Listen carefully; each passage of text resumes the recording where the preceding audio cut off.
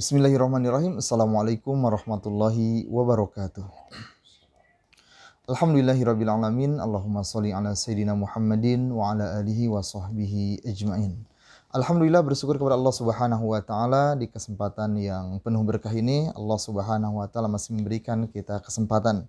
Mudah-mudahan kesempatan ini kita gunakan dalam rangka thalabul ilmi, menambah wawasan keilmuan kita di majelis Yas'alunaka Islam, solusi kehidupan, bersama Sehuna Syekh Surahman Hidayat. Baik, pemirsa yang berbahagia, kami ucapkan banyak-banyak terima kasih kepada para pemirsa yang telah menyampaikan pertanyaannya kepada kami. Mudah-mudahan menjadi asbab ilmu kita bersama dan menjadi wawasan keislaman kita. Baik, Bapak Ibu yang berbahagia, pertanyaan pertama datang dari Bapak Fahrul asal Jakarta yang menanyakan, kalau seseorang melakukan onani ataupun istimna saat ia sedang berpuasa, maka batal puasanya. Yang jadi pertanyaan saya adalah, bolehkah seseorang tersebut melanjutkan puasanya? Seperti itu, dari Bapak Fahrul asal Jakarta. Bismillahirrahmanirrahim. Assalamualaikum warahmatullahi wabarakatuh. Allahumma salli ala sayyidina Muhammadin wa ala alihi wa sahbihi ajma'in. Wa ba'du. Allahumma anfa'na bima 'allamtana wa 'allimna ma yanfa'una wa zidna ilman yanfa'una.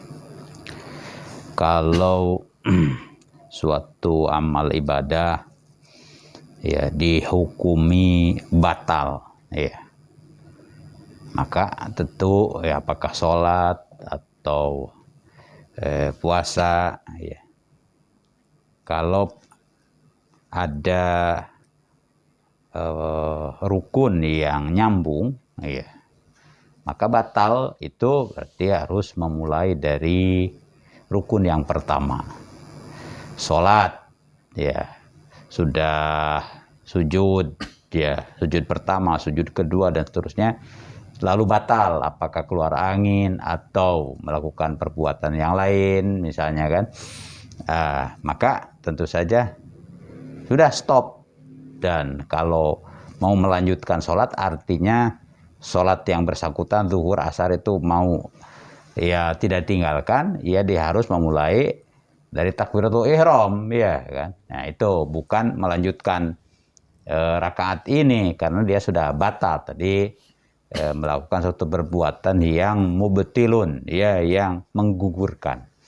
Hal yang sama tentu pada ibadah puasa, ya, apa saja yang membatalkan puasa termasuk tadi, ya, karena istimna dengan sengaja maka batal lah, ya kan. Lalu kalau batal ya sudah, dia hari itu, karena puasa itu harian kan, yaumagodin. Nah, berarti besok lagi, yang hari ini udah fasid, rusak, udah, ya kan. Tentu saja dengan segala risikonya, termasuk kalau tidak ditobati, ya ada dosa, ya maksiat, ya. Jadi tidak bisa diteruskan hari ini dah, ya. Ya apakah mau makan, mau apa, pokoknya ya tidak bisa, dia nahan lapar itu percuma begitu kan. Lalu ya dia harus tentu saja besok puasa lagi kan. Ini hutang ini, ya, tentu harus diqadha, ya. Plus karena batalnya itu sengaja, ya, sengaja kan. Nah, batal sengaja tentu ada namanya bukan fidyah tapi kafaroh. Iya kan. Kalau fidyah itu karena tidak mampu, orang sudah sepuh atau sakit yang cukup permanen, ya kan. Nah, ini lain kan kasusnya. Tapi karena sesuatu perbuatan yang disengaja, ya, maka itu bukan fidyah. Satu, fakir miskin dikasih makan, bukan, tapi kafaroh. Nah, kafaroh ini, ya, kalau batalnya, maaf, ini karena campur, itu berat, itu kelas berat itu. Karena campur, tentu saja tidak ada yang tidak disengaja. Kalau itu ya batal, udah jelas, ya. Lalu dia tentu saja harus qadha. Dan kafarohnya pertama ya memerdekakan hamba saya. Sekarang objeknya sudah tidak ada. Pilihan kedua yaitu puasa 2 bulan berturut-turut. Oh, itu yang paling berat ya kan. Nah, ya udah itu. Nah, jadi kenapa ya memang itu perlu diberi pelajaran yang Serius. itu kalau babnya karena campur. Tapi ini batalnya bukan karena campur, ya kan? Nah, itu kafaroh yang paling ini untuk it'am, memberi makan itu ya. Ada 60, ada 10. Nah, ya. Sittina miskinan ya. Atau asyarati masakin. Nah, kalau ada kemampuan pilih yang sittina miskinan karena turunannya dari tadi itqu raqabah dan puasa 2 bulan, ya kan. Udah tidak mampu, ya pilihannya ya tentu sittina miskinan 60 tuh, ya kan. Ya. Itu tinggal ditakar saja kemampuannya dan kemanfaatannya. Tapi minimum itu asyarah masakin 10. Jadi bukan fidyah. Kalau fidyah kan cuma satu orang, untuk satu orang. Kalau kafarah itu minimum 10 orang. Wallahu a'lam. Baik, terima kasih atas penjelasannya. Pertanyaan berikutnya datang dari Bapak Aldi asal Bandung yang menanyakan terkait mengelola emosi. Kejadian ini baru saya alami saat puasa Ramadan. Jadi saya terpancing emosi karena tindakan orang lain. Lalu saya mengusir mereka agar mereka pergi dengan menggunakan suara tinggi. Apakah yang saya lakukan itu mengurangi pahala atau bahkan membatalkan puasa? Soalnya saya emosi karena tindakan orang lain. Bismillahirrahmanirrahim. Membatalkan puasa tidak ya, karena yang membatalkan itu kan kalau memasukkan sesuatu baik benda cair ataupun benda padat pada jauf ya, lubang yang tembus. Ini kan tidak, justru marah, mengeluarkan emosi. Ya, dengan suara yang tinggi ya kan. Itu kan tentu gara-gara pancingan orang lain, tapi ujung-ujungnya ya godaan setan lah ya. Ujung-ujungnya godaan setan. Jadi gagal mengendalikan emosi. Gagal imsak.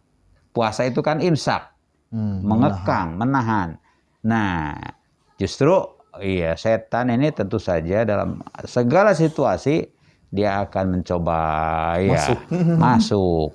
Oleh karenanya setan itu mengalir ya pada anak Adam itu majrad dami, seperti aliran darah kan begitu kemana-mana, ya kan. Nah, makanya dalam hadis juga disebutkan apabila kamu puasa ya maka kamu harus menahan itu.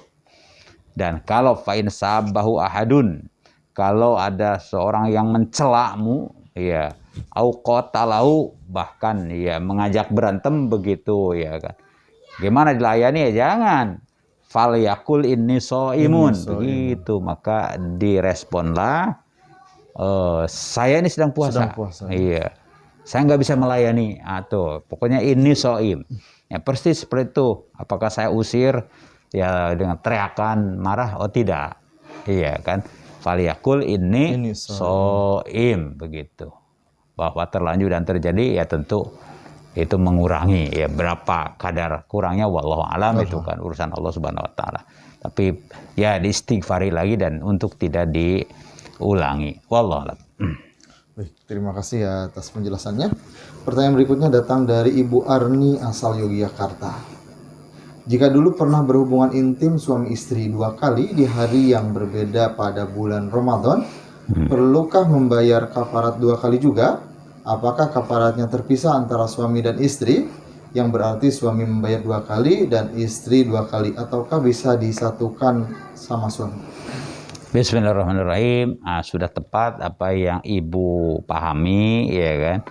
Itu karena perbuatan melanggar dan menodai ya kemuliaan ya bulan Ramadan ya, maka tentu selain batal dan tentu saja harus diqadha, dia ada yang namanya kafarat, sudah tepat pemahaman itu. Dan masing-masing itu tidak bisa diwakilkan karena masing-masing itu mukallaf. Dia harus memikul kewajibannya. Jadi masing-masing. Iya kan. Jadi ya, suami wajib membayar kafaratnya, istri membayar kafaratnya juga. Berapa kali? Nah, itu 2 kali berarti kan. Nah, kafaratnya harus diketahui apa itu, iya kan? Nah, karena sudah tidak ada zaman raqabah, saya ya turun ke siam syahraini mutatabi'ain. Nah, begitu ya kan. Berarti kalau 2 kali iya 120 hari. 120 hari. Mutatabi'ain berarti kan 30 60 kali 2. Iya. 120 hari. Kalau dijumlahkan, kalau ini kan masing-masing. Masing-masing suami iya kewajiban. Iya, saum iya syahraini mutatabi'ain untuk satu kejadian, ya kan? Satu kecelakaan. Ya, kemudian satu kecelakaan lagi ya syahraini mutatabi'aini. Oh, berat ya? Ya berat ya, karena memang itu kan tidak main-main ya. Kalau batalnya cuma minum atau apa kan enteng ya kan, 1 hari saja. Tapi kalau disengaja juga ya kafarat ya kan. Karena beda orang tuh. Ya, kalau sengaja itu kan ada kondisi moral ya spiritual yang ya rusak ya. Rusak. Orang sengaja lah kan ya, gitu. Itu ya. Nah, itu tentu apakah kuat atau tidak itu terserah ibu ya kan, tapi ya hukumnya seperti itu. Ya, kalau tidak kuat nanti tentu saja ada jalan keluar lagi. Kita harus tentu saja menghadap ya mufti yang memang soduk, yang jujur ya kan. Dahulu di masa Rasul juga begitu ada kasus, tapi yang difatwakan seperti itu. Ya, kafarat, ya itqu raqabah. Alternatifnya adalah ya siam syahraini mutatabi'ain. Wallahu a'lam. Baik, terima kasih atas pencerahannya. Pertanyaan berikutnya datang dari Bapak Kurniadi asal Jambi. Yang menanyakan, saya laki-laki, kemarin teman perempuan saya meninggal dan seingat saya dia memiliki hutang puasa. Apakah saya diperbolehkan untuk membayarkan hutang puasa tersebut meskipun saya tidak ada hubungan darah dan bukan mahramnya? Bismillahirrahmanirrahim. Iya.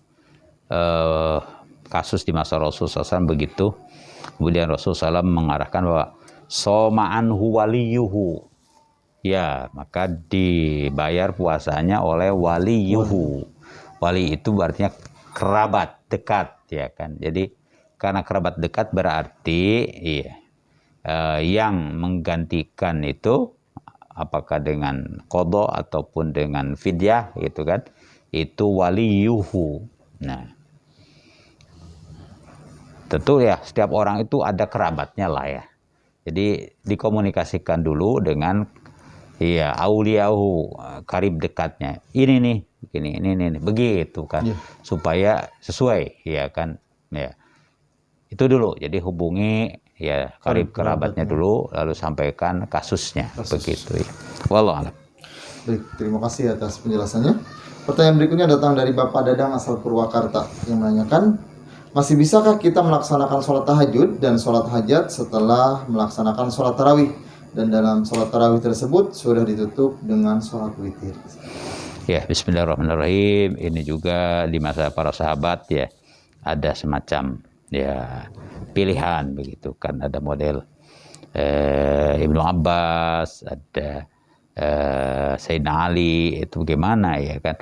Memang ada hadis Nabi lawitroni fi lailatin, kan tidak witir, tidak ada witir 2 kali di dalam satu malam. Ya, artinya kalau sudah ada witir di depan selesai, begitu zohir hadis ini. Tapi itu ada hadis yang lain bahwa malam hari itu ya untuk memperbanyak taqarrub kepada Allah kan. Ada hadis yang lain itu sampai Allah ya turun ke langit dunia itu menanyakan nih siapa yang ya bertasbih istighfar, siapa yang ya. Nah, ini berarti ya justru di tengah malam itu ya ada satu anjuran ya untuk ya bangun ya kan. Nah, kalau begitu ya setelah bangun bagaimana? Bisa saja sholatnya sholat hajat ya kan, bisa sholat taubat ya kan, bisa sholat sunat mutlak ya begitu. Titik. Tidak perlu ditutup dengan witir. Begitu. Itu satu model ya kan. Kalau masih ya kan sholat malam itu ujungnya witir, ada pemahaman begitu ya. Boleh saja ya. Supaya tidak ada dua witir, digenapi dulu. Ya, yang witir pertama kan ganjil ya. Nah, maka yang malam-malam itu tidak dengan 2 rakaat, 1 rakaat dulu untuk menggenapkan. Tuh kan. Setelah genap ya silahkan mau dua ujungnya witir. Ada model itu ya kan. Tapi lebih gampang ya pemahaman atau fikih yang pertama itu iya kan. Karena sudah witir berarti kan itu paket awal tuh selesai. Tinggal nambah aja. Qiyamul Lail ini tahajud dan lainnya itu paket berikutnya begitu kan. Jadi longgar silahkan. Mau menunaikan sholat apa saja silahkan. Itu paketnya itu kan. Ya. Wallahu a'lam. Baik, terima kasih atas penjelasannya. Pertanyaan berikutnya datang dari Bapak Iman asal Purwakarta yang menanyakan, apa hukumnya apabila berhubungan dengan suami istri menjelang subuh di bulan Ramadan?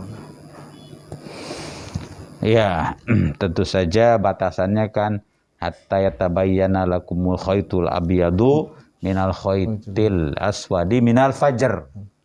Iya kan? Nah, fajar tandanya apa? Nah, kalau sekarang kan tentu saja ada suara, ada imsak atau apa. Imsak itu kan beberapa menit ya menjelang subuh.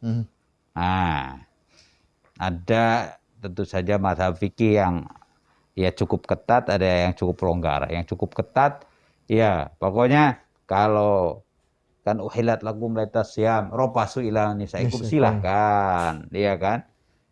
Sampai imsak yaitu kira-kira 5 menit menjelang subuh. Begitu kan. Nah, itu adalah fikih jumhur ulama begitu. Jadi boleh, tapi ya dalam waktu ya yang aman kira-kira. Jangan kebablasan. Jangan kebablasan. Ya. Ada yang memang sangat longgar, ini mazhab Hanafi itu longgar ya kan. Ya, karenanya imsaknya itu pas Allahu Akbar subuh imsak begitu kan. Nah, sesuai mazhab ini ya orang boleh begitu makan minum begitu azan stop begitu ya kan.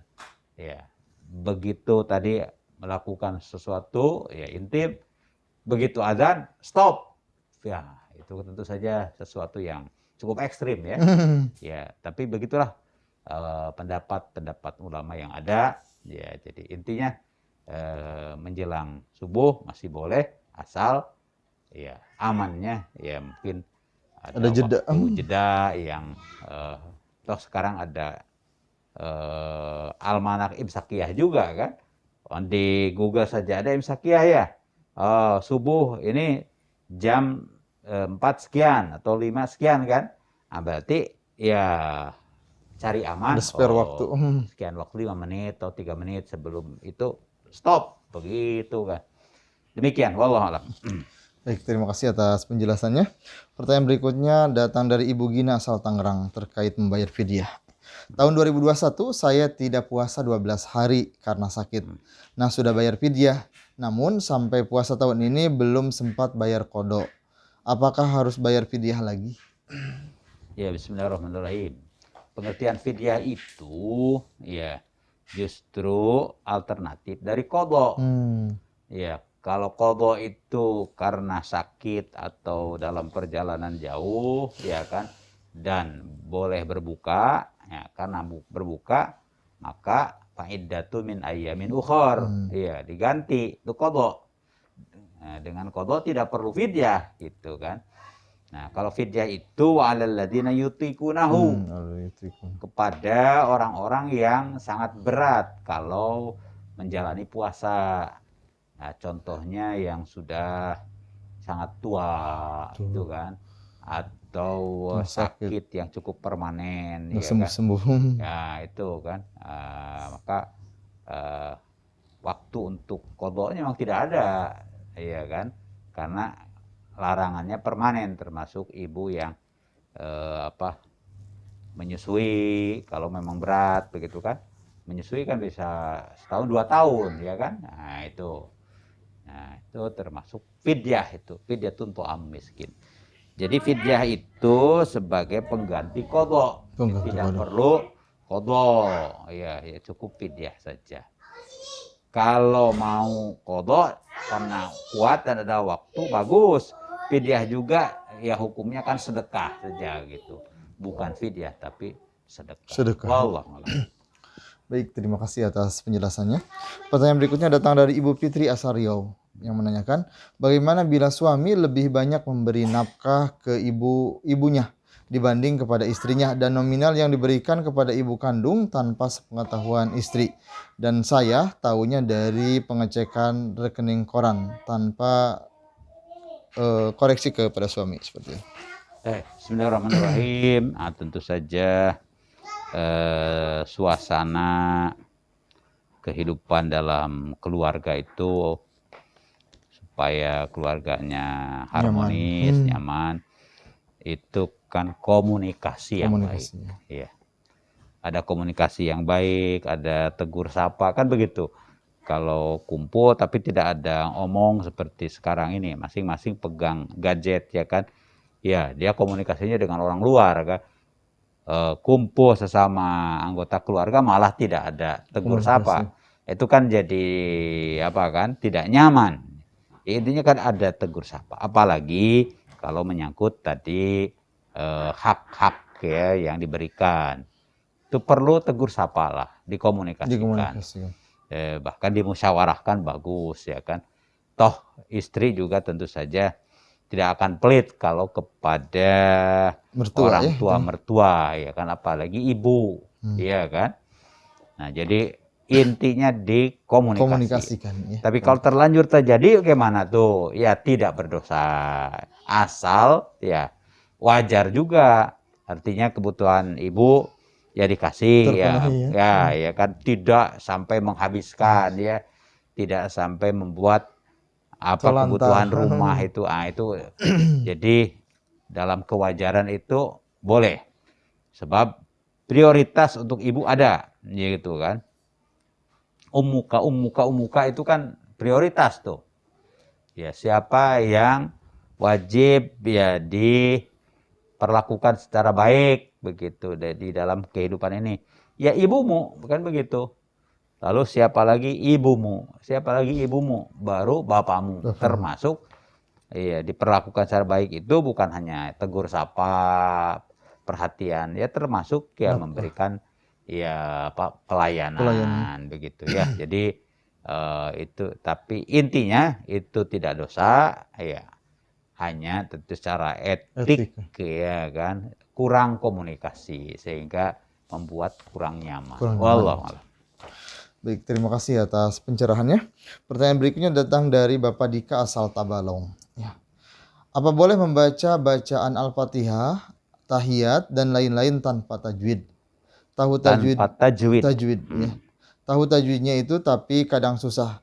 Kadang tidak pasti membacanya. Apa harus sesuai tajwid karena tahu, walau diulang-ulang bacanya sampai sekiranya betul? Wallah. Orang tahu tapi tidak melaksanakan, nah disitulah, ya kan, alaihi, dia ada sanksi, ya, kalau tahu, ya kan. Tapi kalau tidak tahu, dia tidak, nah itu ma'fuun, dimaafkan. Kalau tahu harus berusaha untuk membaca Al-Fatihah. Itu sangat ketat ya. Para ulama itu terkait dengan Al-Fatihah sangat ketat karena dia merupakan rukun sholat. Ya, rukun yang pokok, kan? Ya. Yang rukun yang lain itu salah dikit ya bisa dimaafin. Takbiratul ihram, lalu ruku, sujud, tidak itu rukun kan? Ya, misalnya kurang sempurna ya. Tapi kalau Al-Fatihah itu karena sesuai hadis la sholata, tidak sah sholatnya, bahkan tidak ada sholat liman lam yaqra bi Fatihatil kitab.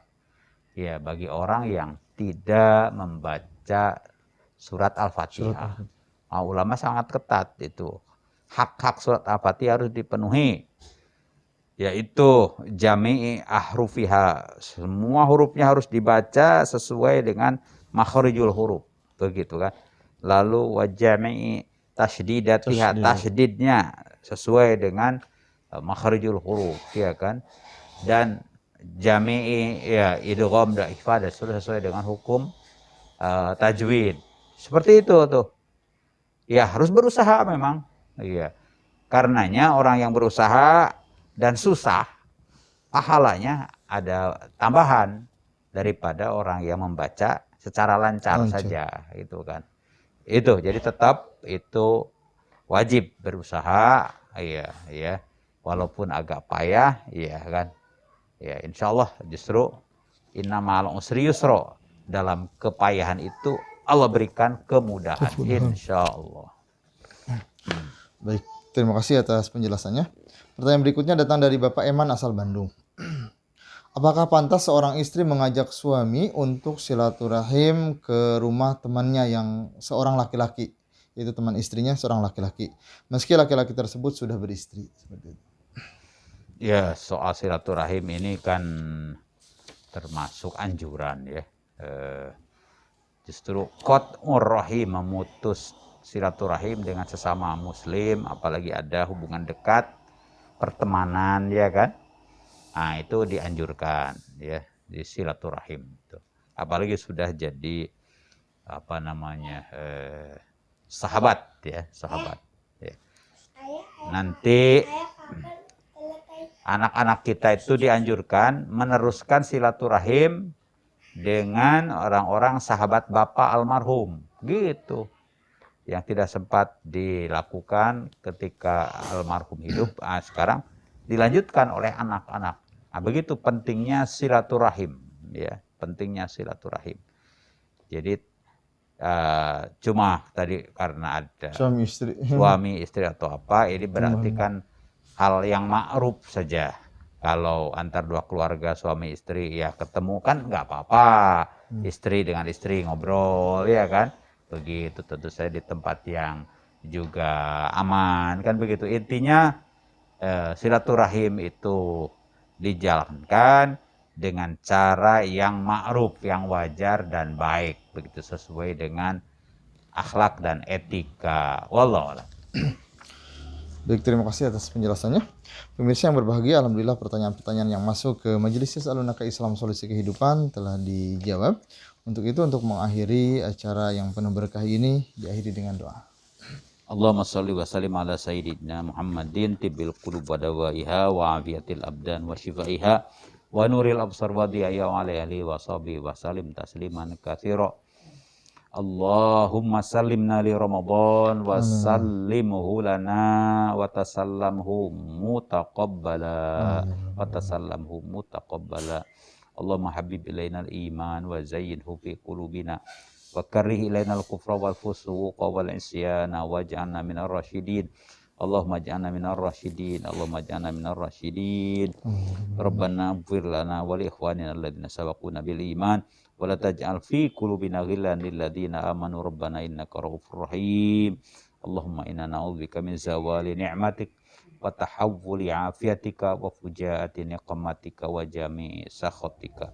Allahumma ahsin aqibatana fil umuri kulliha wa ajirna min khizyid dunya wa adzabil akhirah. Rabbana ighfir lana wa li walidina warhamhum kama rabbawna shighara. Rabbana atina fid dunya hasanah wa fil akhirati hasanah wa qina adzabannar.